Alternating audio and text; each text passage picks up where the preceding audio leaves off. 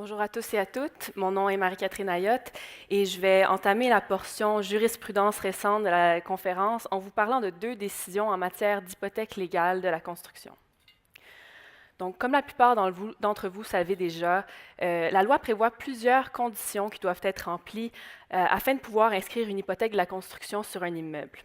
On peut penser à la dénonciation du contrat au propriétaire par le sous-traitant ou au respect des délais de rigueur pour l'inscription de l'avis d'hypothèque légale sur l'immeuble. Un autre élément à considérer est si l'immeuble peut ou non être grevé d'une sûreté. La loi prévoit que certains immeubles sont insaisissables et qu'ils ne peuvent être grevés d'une sûreté comme une hypothèque légale. Et tel est le cas d'ailleurs des immeubles qui sont la propriété de l'État et des immeubles qui appartiennent aux personnes morales de droit public et qui sont affectés à l'utilité publique. L'an dernier, pour ceux qui étaient présents, j'avais traité de la décision construction de la Croisette contre Denko Démolition.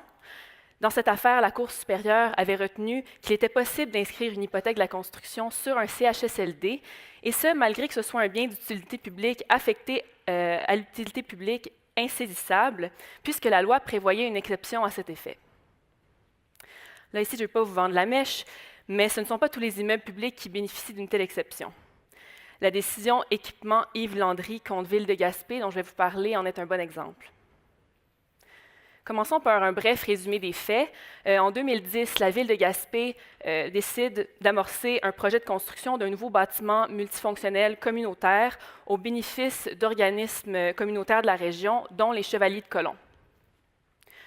Ce nouvel édifice doit être doté de nouveaux locaux, d'une salle d'activité pouvant accueillir jusqu'à 300 personnes et de bureaux administratifs.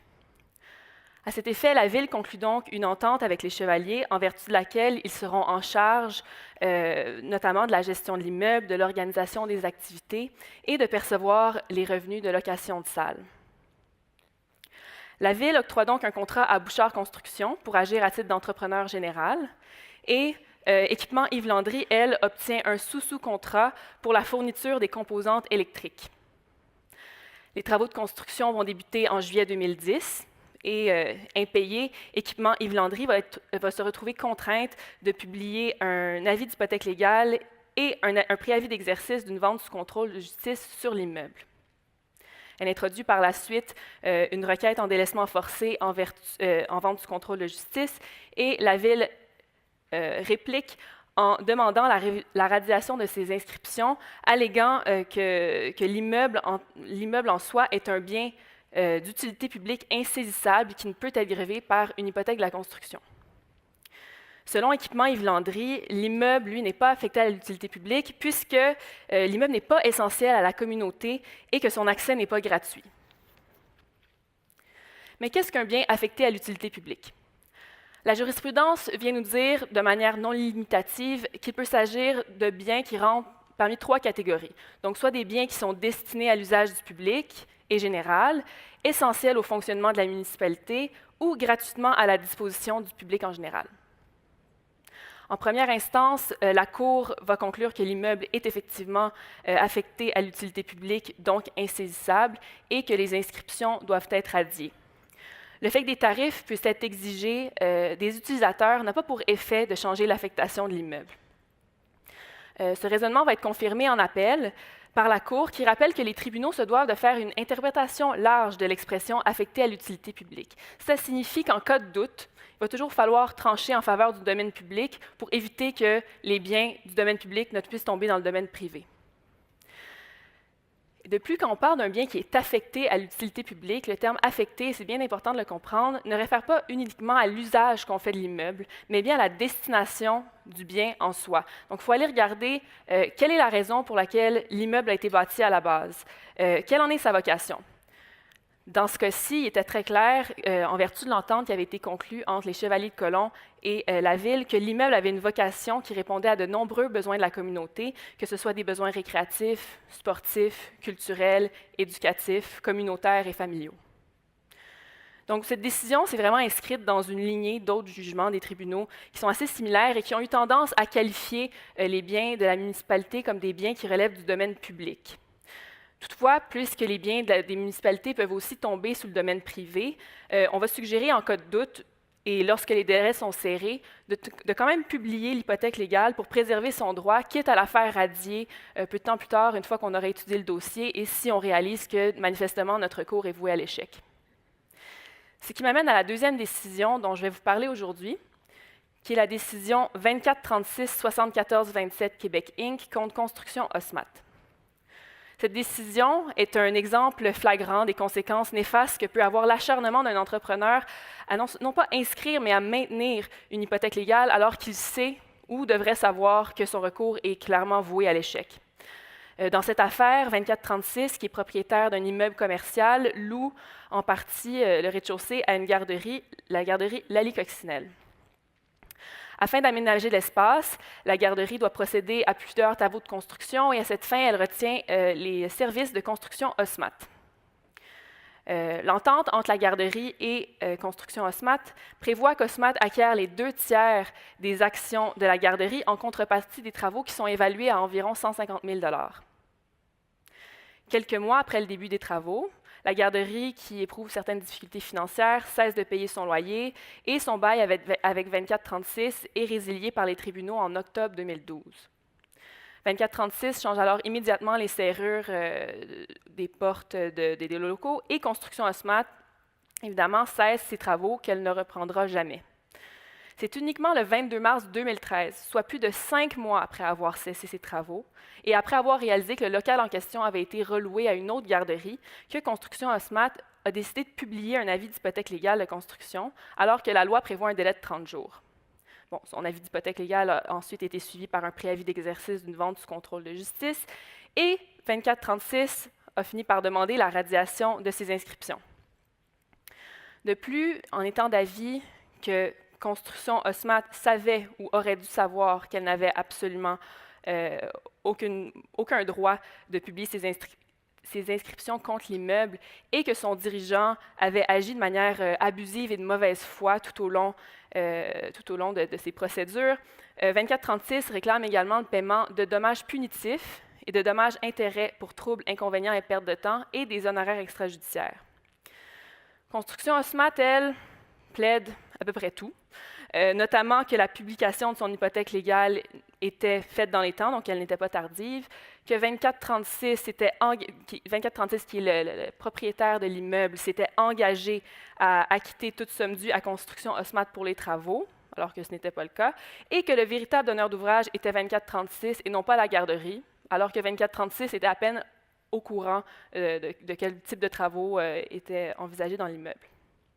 Donc, le tribunal ne retient absolument pas le témoignage du dirigeant de la compagnie et rejette sa thèse dans son ensemble. Il va même jusqu'à la qualifier de fabulation inventée de toutes pièces visant à tenter d'établir un quelconque lien juridique entre Construction Osmat et 2436 afin d'obtenir le paiement de celle-ci. Soulignons d'emblée que durant le procès, le dirigeant de Construction Osmat a finalement consenti à radier ses inscriptions, mais que la Cour, d'ailleurs à la surprise de tous, tel qu'exprimé par le juge dans son jugement, mais que la Cour se prononce tout de même sur les motifs qui faisaient en sorte que les inscriptions devaient être radiées. Premièrement, le contrat conclu entre Construction Osmat et la garderie n'était pas un contrat de construction à proprement parler, c'était tout au plus un genre d'investissement en vertu duquel Construction Osmat acquérait un intérêt majoritaire dans la garderie et le contrôle de l'entreprise. Ce type de contrat n'était pas de nature à donner ouverture à la publication d'une hypothèque légale. Deuxièmement, le contrat, en plus d'avoir été octroyé par un locataire, n'avait jamais été dénoncé à la 2436. Et troisièmement, le bail prévoyait spécifiquement que la locataire devait obtenir une renonciation de publier toute hypothèque légale par un entrepreneur effectuant les travaux. Et finalement, il était manifeste que l'hypothèque n'avait pas été publiée dans les délais impartis par le Code civil du Québec. Maintenant, pour les dommages. Et c'est là où le bas blesse. La Cour a retenu que la façon d'agir d'Osmat visait à forcer 2436 de lui verser des sommes qu'elle ne lui devait pas et que son refus injustifié de consentir à la radiation des inscriptions avait empêché 2436 de jouir pleinement et de disposer librement de son immeuble pendant une période de 3 ans, immeuble qui d'ailleurs était son unique actif. La Cour a donc condamné Construction Osmat à des dommages punitifs en vertu de la Charte des droits et libertés de la personne. Mais ce n'est pas tout. La Cour va aussi aller jusqu'à condamner le dirigeant d'entreprise lui-même, concluant qu'il avait fait preuve de mauvaise foi et que c'est lui qui avait orchestré la stratégie et les prises de décision reprochées à Construction Haussmann. Donc, la Cour va condamner solidairement le dirigeant de Construction Haussmann ainsi que la compagnie à des dommages-intérêts pour troubles, inconvénients, perte de temps et à des honoraires extrajudiciaires. Donc, on comprend de cette décision que oui, l'hypothèque légale est un moyen très intéressant de garantir sa créance, mais que la personne qui veut en bénéficier doit exercer son droit de bonne foi s'il ne veut pas subir les mêmes conséquences que Construction Haussmann ainsi que son dirigeant. Merci beaucoup. Et je vais maintenant céder la parole à mon confrère, Maître Thibodeau. Donc, bonjour tout le monde. De mon côté, je vais parler de la décision qui a été rendue l'année dernière par la Cour d'appel dans l'affaire Hôpital Maisonneuve-Rosemont contre Boesco. C'est une décision qui était très attendue et qui découle de problèmes survenus en 2002 dans le cadre de la construction du centre ambulatoire de l'Hôpital Maisonneuve-Rosemont. Donc, pour les faits en litige, on doit revenir 15 ans en arrière. Donc, on est à l'été 2002. Et là, pour vous aider à vous mettre dans le contexte de l'époque, je vous ai préparé les faits saillants de l'été 2002. Donc, qu'est-ce qui s'est passé à l'époque? Eh bien, d'abord, il y a José Théodore qui vient de connaître une grande saison avec le Canadien. La compagnie Apple vient de lancer son tout nouveau iPod. Il y a les Expos qui connaissent une autre saison excitante à Montréal. Et au travers de tout ça, l'hôpital Maisonneuve-Rosemont va préparer la construction de son nouveau centre ambulatoire. Bon, premièrement, pour ceux qui se demandent qu'est-ce que c'est un centre ambulatoire, bien, c'est une section de l'hôpital qui est dédiée aux patients qui ont besoin de traitement de moins d'une journée. Donc, par exemple, des urgences mineures ou des chirurgies d'un jour où le patient arrive, se fait opérer et repart chez lui la même journée. Donc, c'était un projet d'environ 60 millions de dollars et ça constituait principalement à la construction d'un immeuble de 3 étages qui venait s'ajouter à l'immeuble déjà existant de l'hôpital. Donc, ici à l'écran, on voit présentement la configuration de l'hôpital comme elle avait été construite dans les années 50. Et sur la prochaine photo, on peut voir en bas à gauche le centre ambulatoire qui a finalement été construit. Donc, le projet est lancé à l'été 2002. Et là, dès le début, on va séparer les travaux en 3 lots distincts. Donc, premier lot, excavation et installation des pieux. Lot numéro 2, la construction de la structure du bâtiment. Et lot numéro 3, bon, on vient construire l'enveloppe du bâtiment et les composantes internes. Pour le lot numéro 1, c'est l'entreprise Fondation Géodex qui va obtenir le contrat. Donc, à l'été 2002, Géodex va arriver sur le chantier, va commencer les travaux d'excavation. Donc, Géodex va creuser dans le sol sur plusieurs mètres de profondeur et sur une superficie d'environ 10 000 mètres carrés. Et là, puisque le sol n'avait pas une bonne capacité portante, on va demander à Géodex de procéder à l'installation de pieux dans le sol qui allaient éventuellement venir supporter l'immeuble à être construit. Parallèlement aux travaux de Géodex, l'hôpital va lancer l'appel d'offres pour le lot numéro 2, donc pour la construction de la structure du bâtiment. Et là, le contrat va finalement être accordé à Boesco pour environ 7,9 millions de dollars en novembre 2002. Il faut savoir que les documents d'appel d'offres prévoyaient que les travaux pour le lot numéro 2 devaient être terminés au plus tard le 15 avril 2003. Mais finalement, on va voir que le projet a tellement mal tourné que l'hôpital a fini par résilier le contrat de Boesco en date du 4 février 2003. Pour résilier le contrat, l'hôpital va invoquer plusieurs manquements de Boesco, principalement au niveau de l'échéancier et au niveau de la méthode de travail de Boesco. Pour ce qui est de l'échéancier, ce n'est pas compliqué. L'hôpital va dire que Boesco n'a jamais été en mesure de fournir un échéancier conforme. Et là, en fait, ça a mal parti dès la signature du contrat. C'est-à-dire que dans le contrat de Boesco, on prévoyait une date de fin des travaux au 15 avril 2003. Par contre, la même journée où le contrat a été signé, Boesco a envoyé à l'hôpital un échéancier qui prévoyait plutôt une date de fin des travaux au 30 mai 2003. Donc, évidemment, l'hôpital va refuser l'échéancier et va demander à Boesco de préparer un nouvel échéancier qui est conforme. Et là, au mois de décembre 2002, Boesco va resoumettre 2 nouveaux échéanciers qui, cette fois-ci, prévoyaient la bonne date du 15 avril 2003. Mais Boesco va venir dire à l'hôpital, écoute, sur papier, j'ai mis la date du 15 avril 2003, mais dans les faits, c'est complètement irréaliste et c'est certain que je ne vais pas être en mesure de respecter cette date-là. Donc, l'hôpital dit, écoute, ce n'est pas acceptable, reviens-moi avec un nouvel échéancier. On se retrouve au 14 janvier 2003. L'hôpital va dire à Boesco qu'il considère qu'il n'y avait aucun des 3 échéanciers qui avaient été soumis pour l'instant qui était acceptable et va carrément mettre Boesco en demeure de fournir un échéancier conforme. Et là, on se dit, bon, peut-être que la 4e fois va être la bonne. Donc, quelques jours plus tard, Boesco va soumettre un quatrième échéancier qui, cette fois-ci, prévoit une date de fin des travaux au 8 mai 2003. Donc, évidemment, on peut s'en douter, l'hôpital va refuser l'échéancier de Boesco, surtout que l'hôpital va apprendre que, dans les faits, ni la date du 15 avril, ni la date du 8 mai n'étaient réalistes, compte tenu des retards qui avaient été accumulés sur le chantier. Donc ça, c'était les problèmes au niveau de l'échéancier. Les autres manquements invoqués par l'hôpital étaient au niveau de la méthode de travail de Boesco.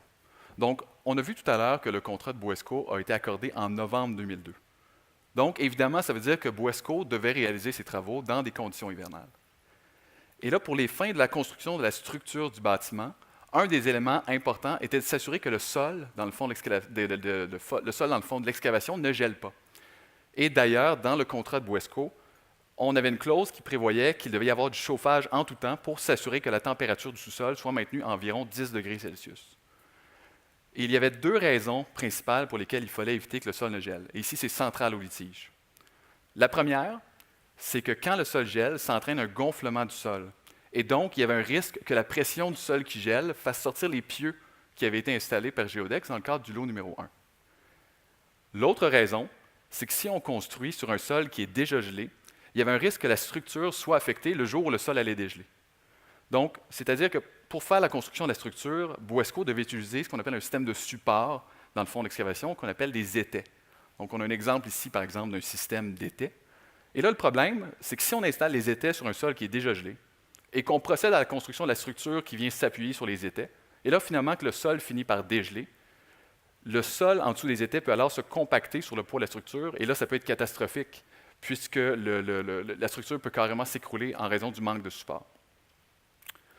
Bon, malgré tout ce qu'on vient de dire, au cours du mois de décembre 2002, Boesco va indiquer à l'hôpital qu'elle n'a finalement pas l'intention de protéger le sol contre le gel, et qu'elle a plutôt l'intention de procéder en dégelant le sol de manière stratégique à différents endroits au cours des travaux.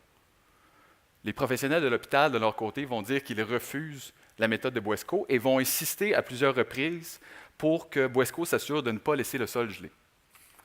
Tout le monde s'en va en vacances de Noël, et au retour du congé, les professionnels de l'hôpital ont une mauvaise surprise puisqu'ils constatent que Boesco a finalement quand même décidé d'arrêter le chauffage et que le sol est maintenant complètement gelé. Bon, là, un peu de panique du côté de l'hôpital. Et là, leur première crainte, c'était de savoir si le fait que le sol a gelé a eu pour impact de faire sortir les pieux de fondation. Donc là, les représentants de l'hôpital vont se rendre sur le chantier, vont faire des vérifications. À la recommandation de Guy Gillin, ils vont aller faire un tour à l'oratoire Saint-Joseph, faire une petite prière. Et là, finalement, grand soupir de soulagement, on va constater que le gel du sol n'a finalement pas eu de conséquences sur les pieux. Par contre, l'autre inquiétude de l'hôpital était maintenant de savoir, donc, maintenant que le sol est gelé, comment est-ce que Boesco va faire pour installer les étais sur un sol gelé. Et là, il faut savoir que selon les experts qui ont été entendus au procès, c'était la première fois dans l'histoire de la construction des grands édifices à Montréal qu'un entrepreneur choisissait de couler du béton de cette manière-là sur un sol gelé. Donc, évidemment, les gens de l'hôpital deviennent un peu nerveux et vont demander à Boesco de fournir une méthode de travail adéquate pour la pose des étais sur un sol gelé. En parallèle, pour être prudent, les gens de l'hôpital vont également effectuer leurs propres simulations et leurs propres tests pour vérifier si la méthode proposée par Boesco était possible. Petit détail, par contre, l'hôpital ne va pas transmettre le résultat de ces tests à Boesco.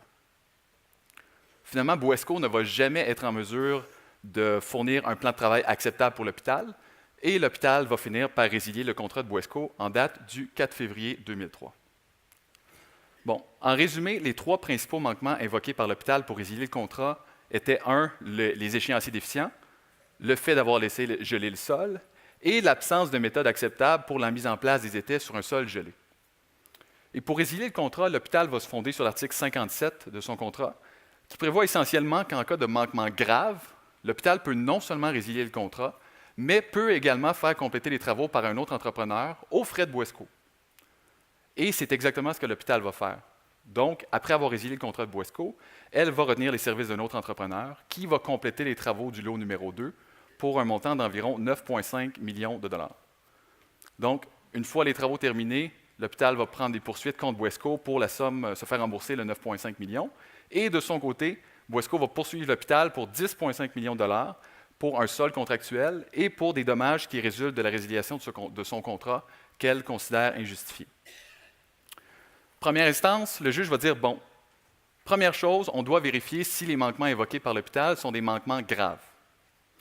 Donc, pour ce qui est des échéanciers déficients, la Cour va dire qu'effectivement, Buesco a manqué à son obligation de fournir un échéancier conforme.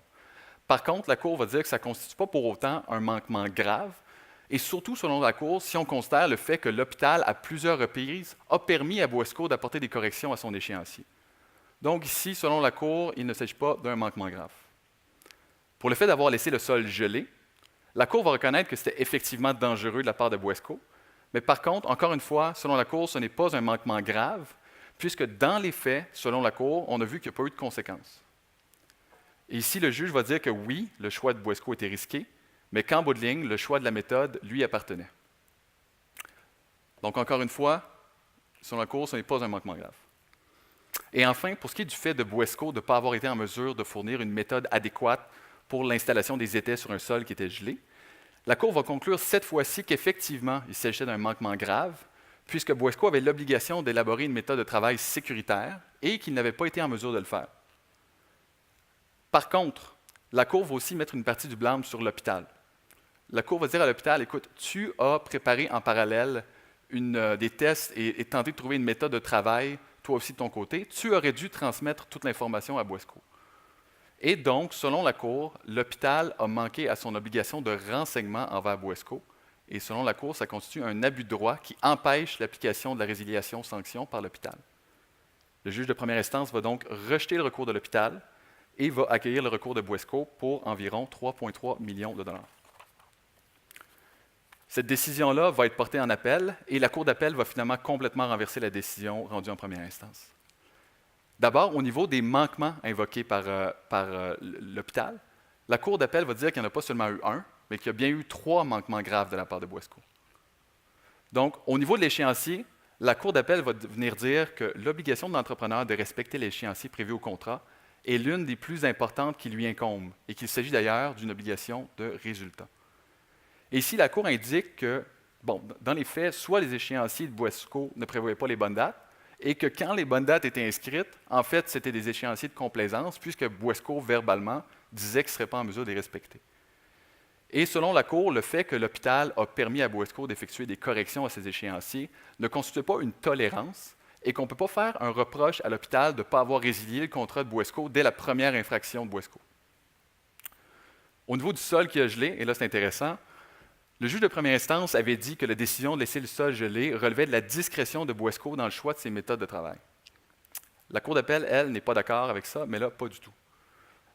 Là-bas, la Cour d'appel va signer que la décision de Buesco était clairement contraire avec l'obligation prévue à son contrat de maintenir un chauffage en tout temps à 10 degrés Celsius. Au-delà de ça, la Cour va indiquer que la décision de laisser geler le sol n'était pas une méthode de travail de Buesco, mais plutôt une absence de méthode de travail qui était d'ailleurs contraire aux règles de l'art. Et aussi pour l'argument de Buesco à l'effet qu'il n'y avait pas eu de conséquences pour le gel du sol et que ça n'avait pas fait sortir les pieux, la Cour d'appel va dire que la question n'est pas de savoir si le danger s'est finalement concrétisé ou non, mais simplement de savoir si Buesco avait commis un manquement grave en laissant le sol gelé. Et d'ailleurs, la Cour d'appel va utiliser une analogie qui résume assez bien la situation. La Cour d'appel va dire que la conduite de Buesco peut se comparer à la conduite insouciante d'un conducteur automobile roulant à vive allure dans une zone où la vitesse est restreinte et qui, par un heureux hasard, ne cause aucun accident. Donc, bref, la Cour dit que ce n'est pas parce qu'il n'y a pas eu d'accident qu'il n'y a pas eu de faute. Et bon, au niveau du troisième manquement, la Cour d'appel n'a pas eu besoin de revenir là-dessus, puisque le juge de première instance avait déjà conclu qu'il s'agissait d'un manquement grave. Enfin, pour ce qui est du défaut de l'hôpital d'avoir transmis les informations à sa possession à Buesco, la Cour d'appel va dire un instant, il faut remettre ce manquement-là de l'hôpital dans son contexte. Il dit, si on s'est retrouvé dans une si mauvaise position, c'est uniquement parce que Buesco a pris seul la décision de laisser geler le sol, et le fait que l'hôpital a tenté de sauver les meubles et de trouver une méthode alternative pour régler le problème ne créait pas une obligation de renseignement qui venait annuler les fautes de Buesco.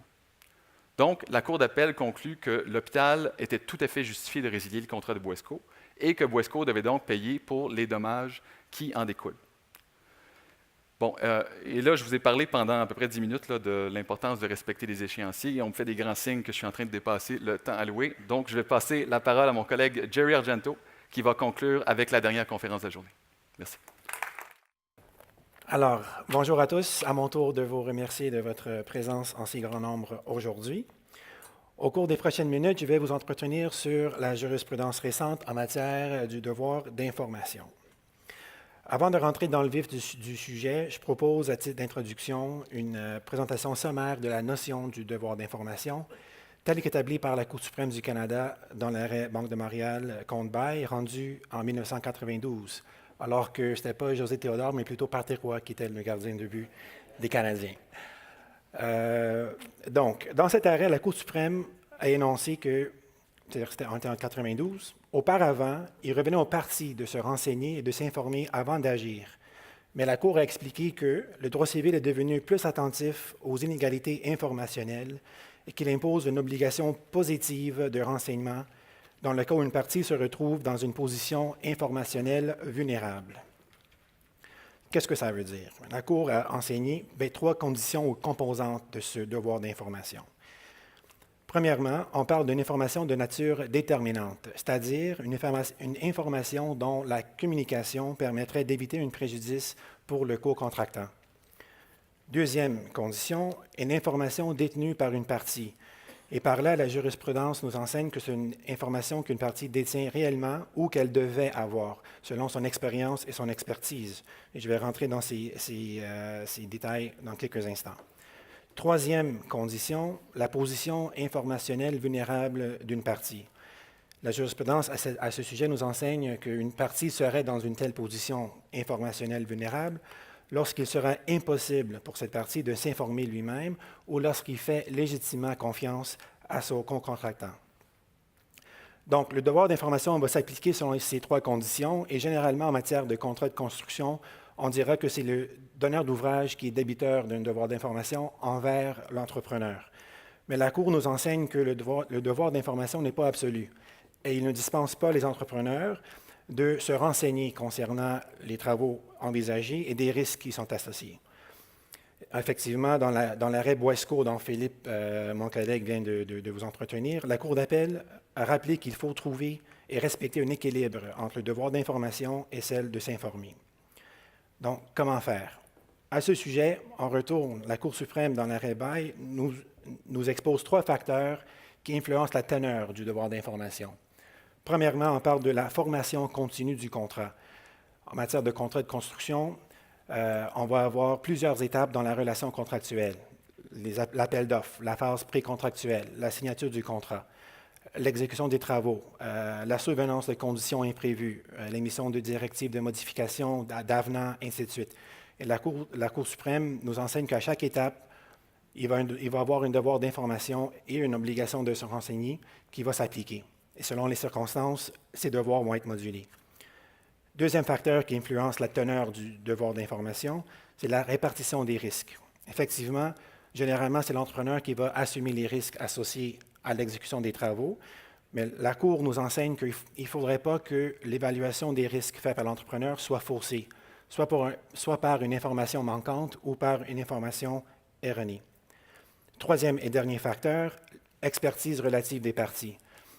Selon l'expertise et l'expérience des parties, l'obligation d'information sera plus ou moins grande. Par exemple, si moi, simple avocat, je retiens ou j'octroie un contrat à un entrepreneur pour me construire une maison, mon devoir d'information envers cet entrepreneur sera beaucoup moins grand ou moins important que celui qui incombe à un donneur d'ouvrage sophistiqué, organisme public, par exemple, qui se fait construire un pont ou un viaduc.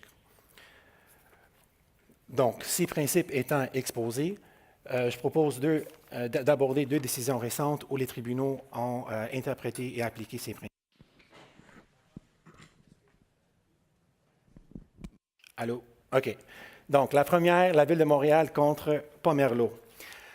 Simplement, je résume les faits. Il s'agit d'un contrat de construction pour un immeuble situé sur la rue Sainte-Catherine à Montréal, à hauteur de la rue Clark. Lors des travaux d'installation de pieux, il y a un massif de conduits qui sera perforé. Un massif de conduits, c'est un ouvrage de béton souterrain à l'intérieur duquel se trouvent divers conduits logeant des câbles électriques et de télécommunications. Donc, lorsque le massif en question sera perforé, il y a des lignes électriques d'Hydro-Québec qui ont été coupées. La Ville a donc dû exécuter des travaux correctifs pour remplacer ces câbles et pour reconstruire le massif endommagé. La Ville va poursuivre l'entrepreneur général Pomerleau ainsi que ses sous-traitants impliqués dans l'événement en question. Au soutien de son recours, la Ville va plaider essentiellement à deux choses, ou notamment à deux choses.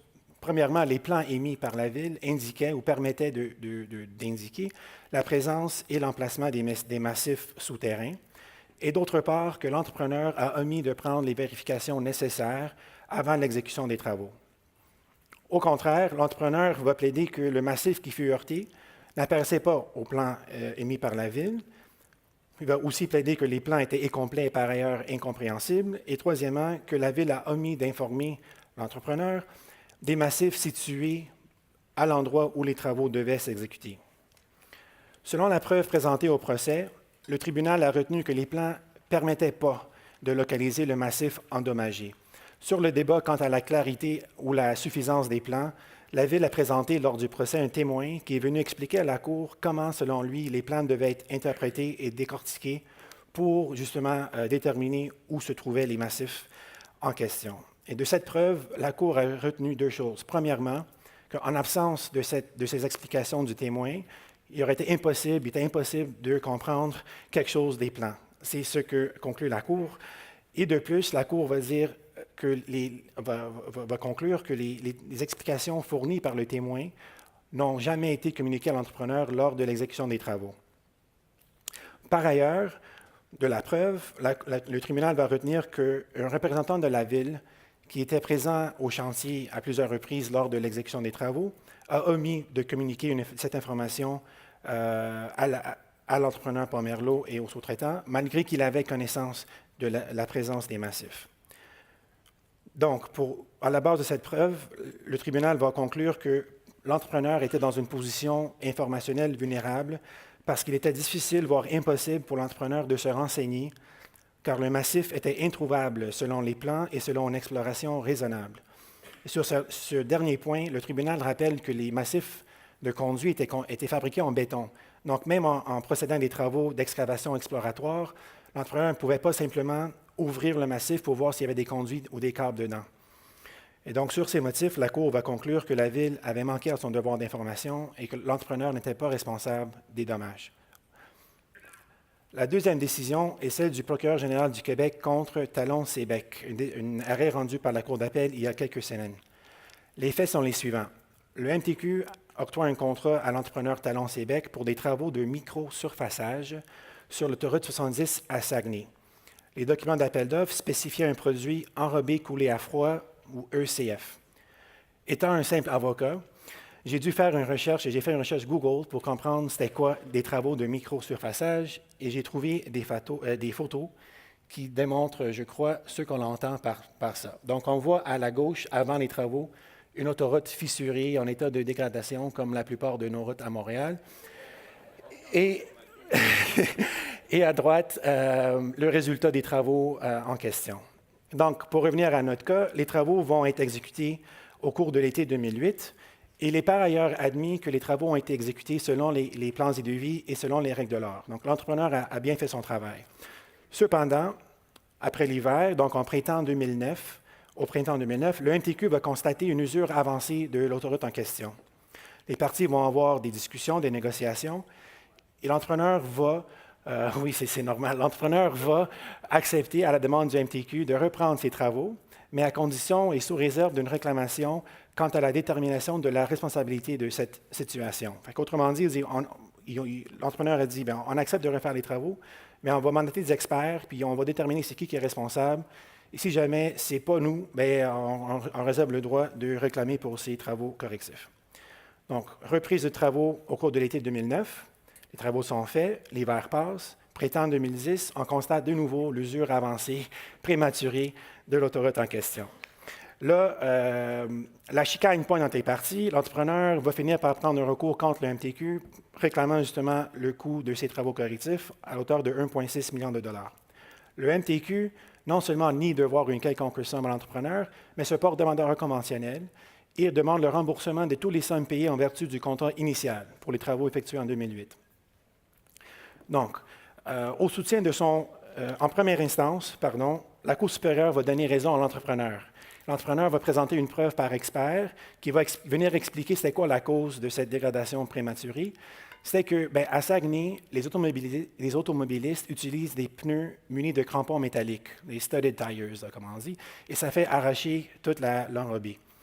La Cour a conclu que comme l'MTQ n'avait pas communiqué cette information-là à l'entrepreneur, il a manqué à son devoir d'information et a donc donné raison à l'entrepreneur et a condamné l'MTQ à payer 1,6 million de dollars, approximativement.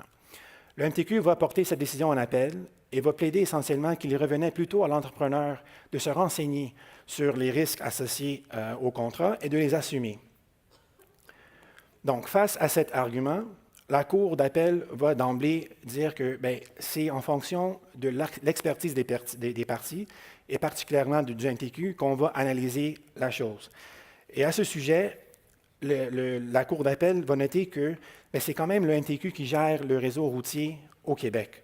C'est le MTQ qui assure la réglementation pour en contrôler l'usage que font les automobilistes des autoroutes. Et donc, nécessairement, le MTQ devait savoir les pratiques ou devait être au courant des pratiques régionales des automobilistes dans la région du Saguenay. Donc, en fonction de cette expertise, de ces circonstances, la Cour va analyser la preuve versée au dossier et va constater de plus un document interne du MTQ, lequel faisait état justement des risques associés à utiliser le produit ECF dans la région du Saguenay. Mais il s'avère que lors de l'émission de l'appel d'offres, le MTQ a choisi de ne pas communiquer ce document aux soumissionnaires. Donc, la Cour va conclure, va dire, comme les risques n'ont pas été communiqués à l'entrepreneur en question, il n'avait pas à les assumer. Donc, en conclusion, la Cour d'appel a maintenu la décision rendue en première instance et le MTQ a été condamné à verser des dommages à l'entrepreneur. Donc, ça fait le tour des deux décisions que je voulais vous présenter aujourd'hui. Merci beaucoup et bonne journée.